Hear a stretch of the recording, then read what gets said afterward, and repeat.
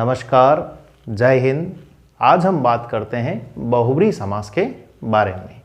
समास की परिभाषा के अंतर्गत हमने देखा था कि समास के भेदों का निर्धारण पदों की प्रधानता के आधार पर होता है।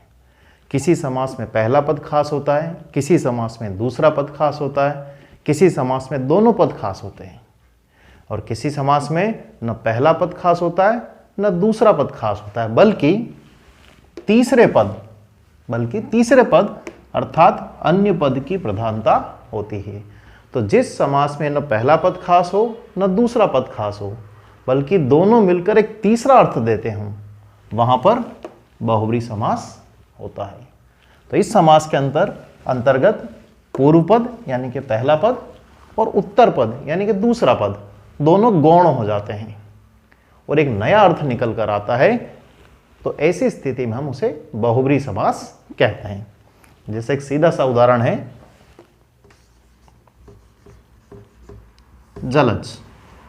तो जलज शब्द के अंदर दो पद हैं, जल और ज। जल यानी पानी, ज यानी जन्म लेना, यानी पानी में जन्म। अगर इसका हम विग्रह इस तरह से करते हैं, पानी में जन्म या जल में जन्म, तो ये होगा अधिकरण तत्पुरुष समास।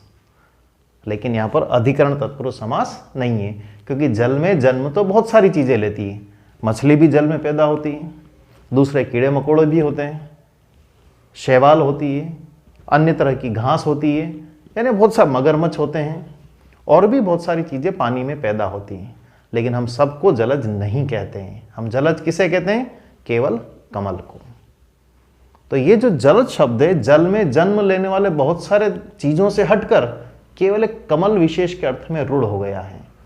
तो अब न जल खास रहा न जन्म खास रहा, बल्कि क्या हो गया इसका अर्थ? कमल। इसलिए यहां पर बहुब्री समास है। तो इसका विग्रह होगा जल में जन्म लेने वाला कमल। इसी तरह से दूसरा शब्द है हरिजन। तो हरिजन का सीधा अर्थ होता है हरि के जन। हरि यानी विष्णु के, जन यानी भक्त। तो इसका जब हम विग्रह करेंगे हरि के जन या विष्णु के भक्त, तब समास होगा संबंध तत्पुरुष समास। लेकिन हम सभी जानते हैं कि इसका अर्थ हम विष्णु के भक्त के रूप में ही नहीं लेते हैं। आजकल इसका अर्थ लेते हैं हरि के जन, एक जाति विशेष। तो एक जाति विशेष अर्थ होने के कारण यहां पर बहुब्री समास है।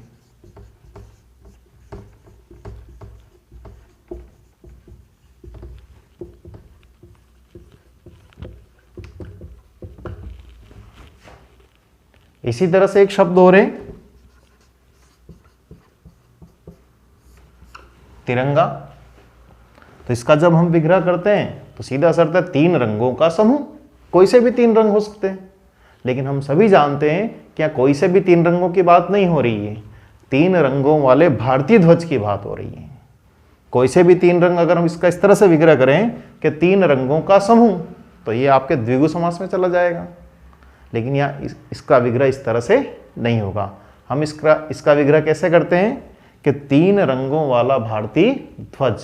और जब भारतीय ध्वज अर्थ ले रहे हैं तो वहां पर बहुब्री समास की स्थिति होती है। तो इसका विग्रह होगा तीन रंगों वाला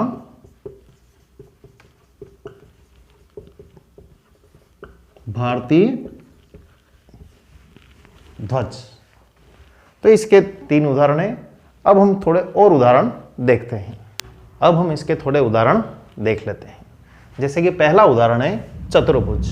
तो इसका विग्रह है चार भुजाओं वाले विष्णु। अब चार भुजाएं तो बहुत सारी चीजों की होती है, जैसे इस बोर्ड की भी चार भुजाएं, किताब की चार भुजाएं होती है। लेकिन हर प्रकार की चार भुजाओं को हम चतुर्भुज नहीं कहते।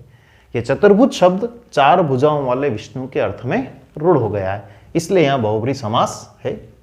इसी तरह पीतांबर, पीत अंबर वाले कृष्ण।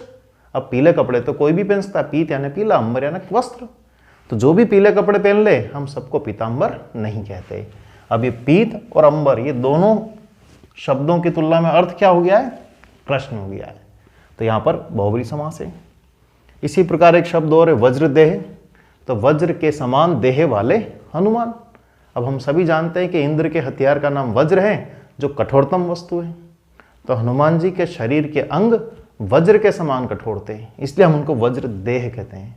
लेकिन वज्र के समान कठोर भीम के अंग भी थे, बलराम के अंग भी थे, लेकिन हम उनको वज्रदेह नहीं कहते।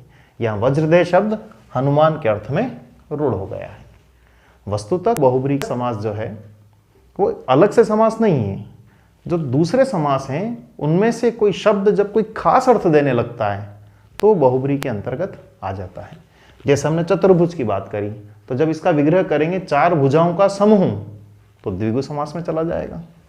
पीतांबर का जब विग्रह करेंगे पीले रंग का अंबर या अंबर जो कि पीत है, इस तरह से विग्रह करेंगे तो कर्मधारा में चला जाएगा। इसी तरह से वज्रदेह, तो वज्र रूपी देह या वज्र के समान देह कर देंगे तो कर्मधारा में चला जाएगा। लेकिन ये वहां से निकलकर खास अर्थ देने के कारण बहुब्री समास में आ गए हैं। इसी तरह से वीणा पाणी, तो वीणा है जिसके पाणी में, ऐसी सरस्वती। पाणी यानी हाथ, तो जो हाथ में वीणा लेकर बैठे वह सरस्वती। अब हाथ में वीणा लेकर तो कोई भी बैठ सकता है, लेकिन हम सबको वीणा पाणी नहीं कह सकते, खास अर्थ के कारण बहुब्री समास है। इसी तरह अष्टाध्यायी, 8 अध्यायों वाली पुस्तक विशेष।